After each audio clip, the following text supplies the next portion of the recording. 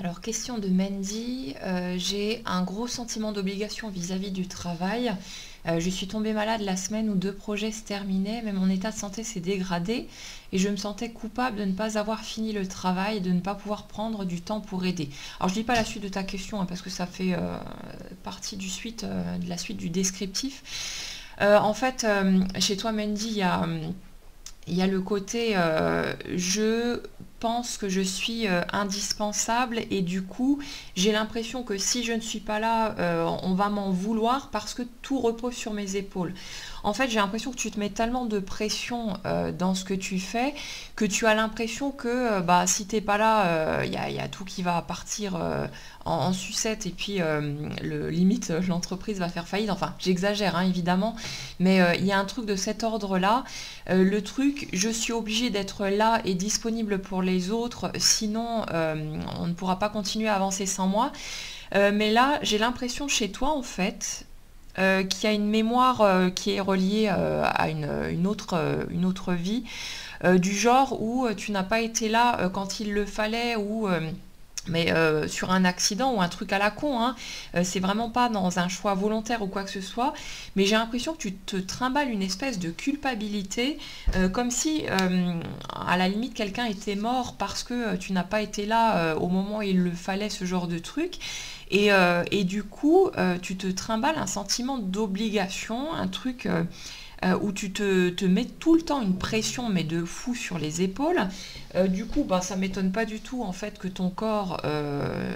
commence à péter les plombs hein, depuis un petit moment, parce que il est juste en train de te dire mais j'en peux plus, arrête le massacre, rends-toi compte de ce que tu me mets sur le dos, et ça sans volonté de te culpabiliser non plus, hein, ne commence pas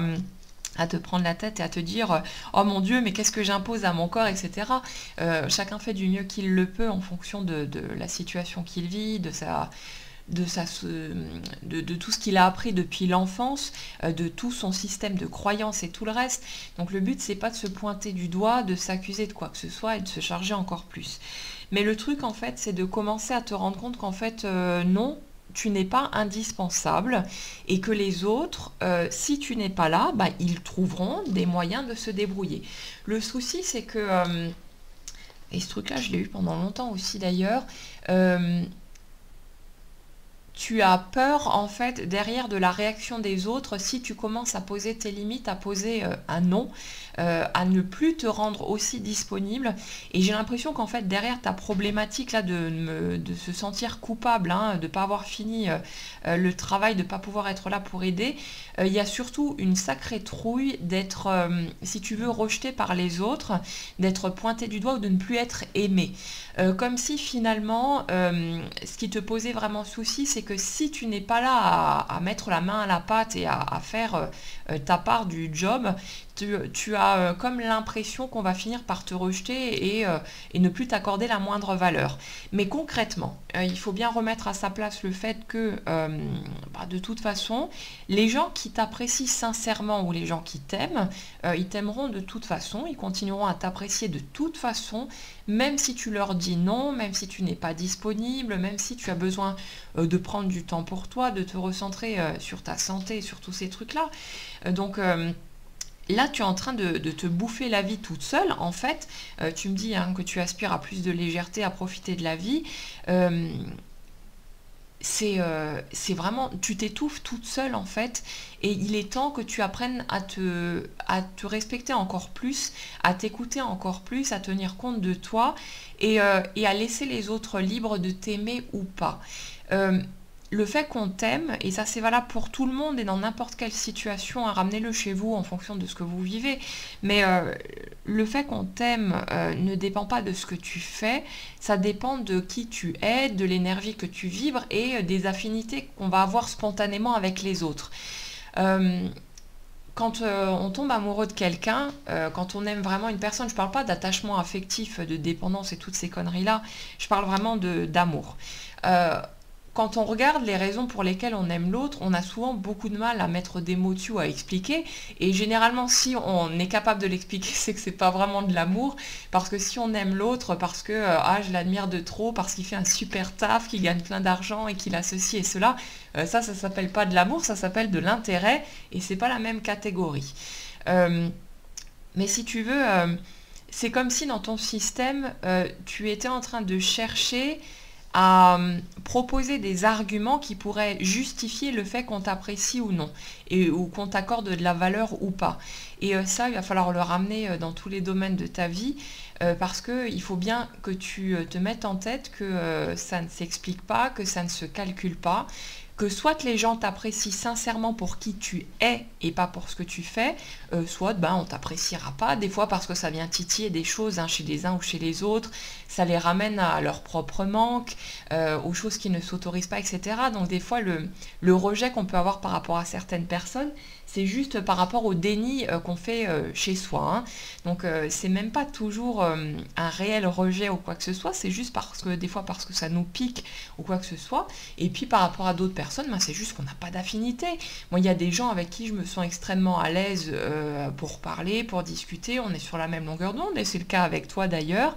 Il y a des gens avec qui tu repères tout de suite que tu es dans le même genre d'état d'esprit, ce genre de truc, donc là ça roule tout seul. Et puis il y a des gens, tu sais pas trop pourquoi, mais tu les sens pas, on n'est pas sur la même longueur d'onde, et puis ça passe pas tout simplement, et c'est ok comme ça. Mais le truc à accepter aussi, c'est que c'est valable dans les deux sens, et que les autres ont le droit aussi de ne pas être dans la même énergie que nous, mais en général, c'est pareil des deux côtés. En général, c'est un miroir, et ce qui se passe dans un sens se passe dans l'autre, même si ça s'exprime pas nécessairement de la même façon, mais ça fonctionne souvent à double sens. Donc le truc, Mandy, chez toi, aller regarder, c'est vraiment... c'est pas la culpabilité le problème, hein. C'est pas le fait que t'aies pas fini le travail, c'est juste que t'as terriblement la trouille encore, qu'on te pointe du doigt ou que tu sois celle sur qui on va, tu sais, balancer des ragots et dire ouais l'autre là-bas elle fout rien, ce genre de truc. En fait tu as juste peur d'être... ouais, j'ai même pas envie de dire pas aimé. J'ai l'impression que ça part carrément dans j'ai peur d'être détesté par les autres. Tu sais qu'on te voit comme la bête noire et que on est vraiment cette énergie de rage ou de colère contre toi. Et ça te ramène à la colère que tu n'assumes pas par rapport à ce que tu peux ressentir par rapport à d'autres personnes. En fait, j'ai l'impression que tu cherches tellement à étouffer la part de toi qui a le droit d'être en colère, qui a le droit de vivre des sentiments d'injustice, qui a le droit d'être révolté, ce genre de truc. Tu cherches tellement à être lisse quelque part aux yeux des autres et avoir un comportement vraiment posé et bienveillant et serein, que du coup, j'ai l'impression que tu ne t'autorises pas, ou en tout cas pas encore suffisamment, à exprimer justement, même rien que pour toi, hein, t'as pas besoin de le balancer dans la tronche de l'autre forcément, mais j'ai l'impression que rien que pour toi, tu ne t'autorises pas à exprimer la colère, la rage, ce genre de truc que tu peux ressentir. Et j'ai l'impression que tu t'es senti tellement oppressé par toutes les contraintes qu'on a pu poser sur ton dos, par tous les sentiments d'obligation justement dans ta manière de vivre, dans les choix que tu fais, tous ces trucs-là, que là en fait tu es juste en train d'imploser de toute cette colère que tu as refoulée et qui te demande vraiment à sortir. C'est pour ça que ton corps il est en train de faire tout et n'importe quoi.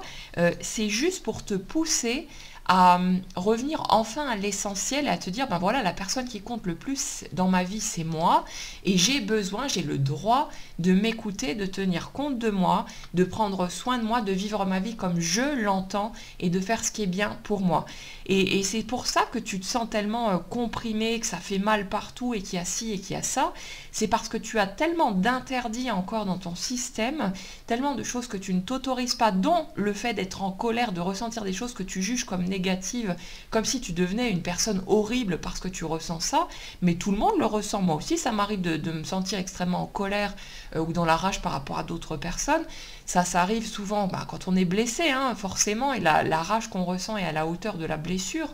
Mais c'est humain, et peu importe le chemin qu'on a fait, peu importe les bouquins qu'on a lus ou tout ce que vous voulez d'autre, il n'y a pas d'être humain qui ne sera jamais touché par rien, à part peut-être le moine bouddhiste qui reste planqué dans son coin au haut de la montagne et qui n'a pas vraiment d'interaction avec les autres. Mais quand on vit une vie d'humain avec un boulot, avec un conjoint ou pas, avec des enfants, tous les trucs qu'on vit dans une société comme la nôtre, mais c'est normal qu'il y ait des frictions, qu'il y ait des prises de tête, qu'il y ait des coups de gueule, mais c'est tout ce qu'on garde à l'intérieur qui fait qu'au bout d'un moment, ça ne peut pas rester dedans, il faut que ça sorte, et quand l'énergie, on refuse de la laisser nous traverser, du coup ça finit par péter, et quand on se refuse encore et encore de l'exprimer, aux autres aussi, pour de poser nos limites, ce genre de truc, c'est notre corps qui finit par morfler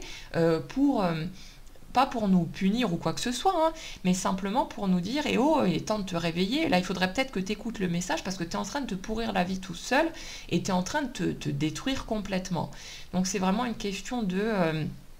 va regarder un petit peu ce qui se passe en toi de ce côté et commence à tenir compte de toi et à lâcher du mieux que tu peux le besoin que tu as d'être approuvé par les autres et peut-être aussi beaucoup encore par ta famille, par tes proches, parce qu'il y a une telle peur de ne plus être aimé si tu fais les choix qui te conviennent à toi, que du coup j'ai l'impression que tu te bouffes encore beaucoup la vie avec ça, et dans le côté professionnel, ça fait que te ramener finalement à ça, mais par une voie qui est peut-être plus accessible et plus facile à entendre pour toi que si on allait directement toucher au cœur du truc. Donc voilà, prends soin de toi, pense à toi, donne-toi les permissions qui ont toujours été les tiennes mais que tu t'es interdit pendant longtemps, et tu vas voir qu'il y a beaucoup de choses qui vont bouger et changer par rapport à tout ça.